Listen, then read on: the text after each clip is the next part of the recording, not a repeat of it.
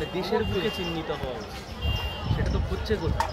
5 বছর আগে তৃণমূলের একজন জিতল দিব্যেন্দু, 5 বছর ধরে খুঁজে পাওয়া গেল না, এখন সে বিজেপিতে গিয়ে বসে আছে। পাশে থাকুন, কাস্তে হাতুড়ি তারা। আমরাই 100 দিনের কাজ নিয়ে এসেছিলাম সাধারণ মানুষের জন্য। আমরাই আপনাদেরকে কথা দিচ্ছি, তমলুককে আমরা নতুন করে দেশের সামনে পাশে চাই। তমলুক লোকসভা কেন্দ্রের আশীর্বাদ করবেন। আগামী দিনে তমলুক লোকসভা কেন্দ্রের বামফ্রন্টের মনোনীত প্রার্থী সায়ন ব্যানার্জিকে বিপুল ভোটে জয়যুক্ত করবেন। আপনারা নিশ্চয়ই অবগত আছেন, ভারত এখন সায়ন ব্যানার্জিকে নির্বাচিত করে দিল্লির পার্লামেন্টে পৌঁছে দেওয়ার ব্যবস্থা করুন। সাধারণ মানুষ এগিয়ে আসছেন, সাধারণ মানুষ নিজে থেকে এগিয়ে এসে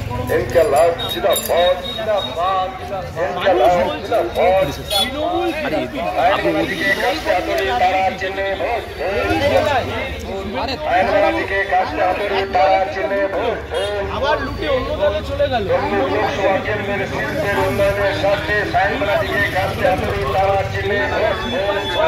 আমরা ঘুরেছিলাম,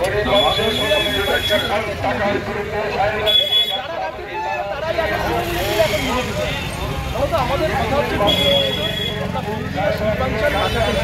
শিল্প ছাড়া বেকার যুবকের কর্মসংস্থান।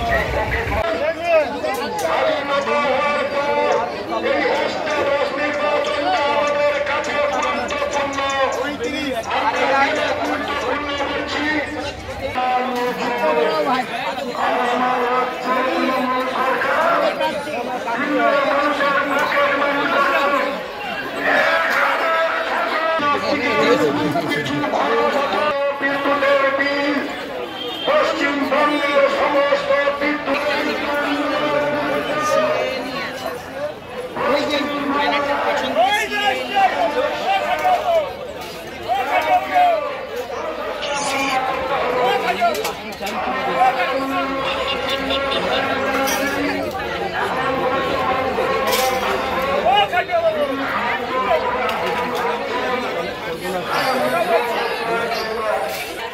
লোকসভা থেকে সাংসদ যাওয়ার জন্য আপনারা প্রস্তুত হন।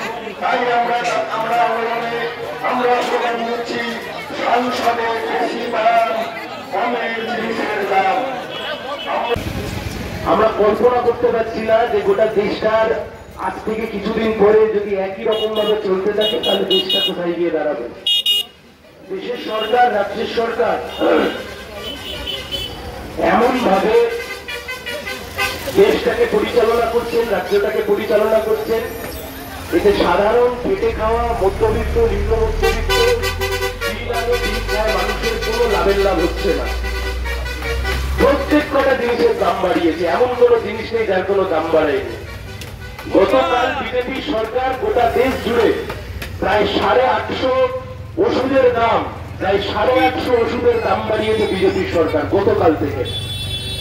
আমাদের রাজ্যে যে সরকার চলছে সে সরকার আকণ্ঠ দুর্নীতিতে, বিভিন্ন চুরি চিটিংবাজি দুর্নীতিতে কার্যত ডুব মেরেছে। হারামের টাকায় খেয়ে পড়ে তৃণমূলের নেতারা একদম 2011 সালের কালির চাল থেকে আজকে তৃণমূলের নেতারা 3 তলা বাড়ি আর গাড়ি হাঁটিয়ে ফেলেছে।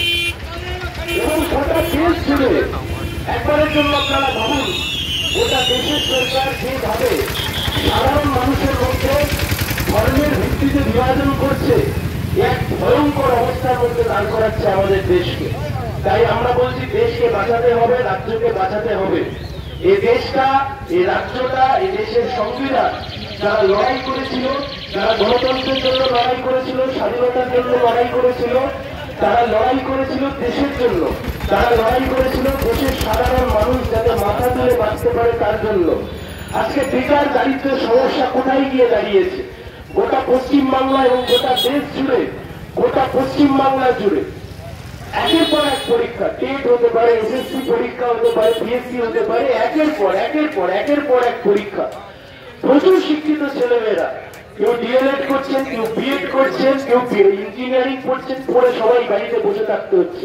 কিন্তু আমাদের কথাই বেকার যুবকদের হাতে যদি একটা চাকরি তুলে দেওয়া যায় তাহলে বেকার সমস্যার সমাধান হবে কি করে?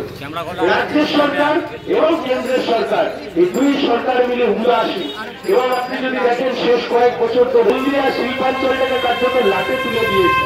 আমরা একটা হলদিয়া শিল্পাঞ্চল করেছিলাম, যে হলদিয়া শিল্পাঞ্চলে একের পর এক শিল্প এসেছিল, যেখানে হাজার হাজার ছেলে মেয়েরা শ্রমিক তারা কাজ করতো, তাদের পেটে ভাত জুটত।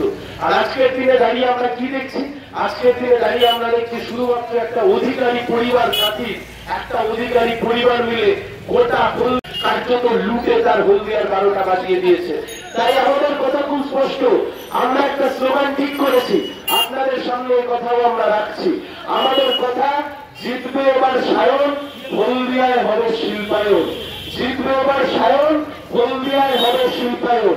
তার কারণ আমরা যদি না জিতি, শিল্প যদি না হয়, তাহলে বেকার সমস্যার সমাধান, চাকরি সমস্যার সমাধান, কম বয়সী ছেলেমেয়েদের চাকরি দেওয়ার ক্ষেত্রে যে অসুবিধা দেখা যাচ্ছে শিল্প ছাড়া এ সম্ভব নয়।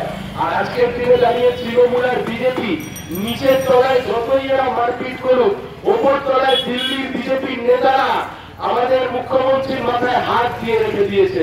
আর হাত দিয়ে রেখে দিয়েছে বলেই মুখ্যমন্ত্রী হোক বা তার ভাইপো এত চুরি দুর্নীতি করবার পরেও একবারও ইডি বা সিবিআই এদের গায়ে হাতটুকু পর্যন্ত লাগায় না। দিল্লির মুখ্যমন্ত্রী গ্রেপ্তার হয়ে যায়, কিন্তু মোদী আর অমিত শাহের হাত আছে তৃণমূলের উচ্চ নেতৃত্বের মাথায়, কালীঘাটের মাথায়। তাই জন্য চুনোপুটি গ্রেপ্তার হয়, কিন্তু চুরি দুর্নীতির মাথারা কেউ গ্রেপ্তার হয় না। তাই আমাদের কথা খুব স্পষ্ট, এরা নিচু তলায় যতই মারপিট করুক, ওপর তলায় সব মিলেমিশে খাচ্ছে। বলছে দিল্লিতে বিজেপি থাকবে আর রাজ্যে তৃণমূল থাকবে, এই বোঝাপড়ার ভিত্তিতে এরা চালাতে চাইছে। তাই আমরা বলছি বোঝাপড়া ভাঙতে হবে, সাধারণ মানুষের জন্য লড়তে নেমেছি। তাই আমরা বলছি আসুন বন্ধু, আগামী 25শে মে সিপিআইএম কে ভোট দিন, কাছে হাতুড়ি তারাকে ভোট দিন, যাতে বেকার যুবকের হাতে চাকরি, ধর্ম অবশ্যই ধর্মের জায়গায়, ধর্ম কর্মসংস্থান সবকিছু মিলিয়ে মিশিয়ে জিনিসপত্রের দাম যেভাবে বেড়েছে তাকে কমানোর লক্ষ্যে সিপিআইএম কে ভোট দিন, সায়ন ব্যানার্জিকে ভোট দিন। আমরা কথা দিচ্ছি, আমরা এলাকার সাধারণ মানুষকে সাথে করে নিয়ে উন্নয়নের কাজ করবো। ধন্যবাদ, নমস্কার, সবাই ভালো থাকুন।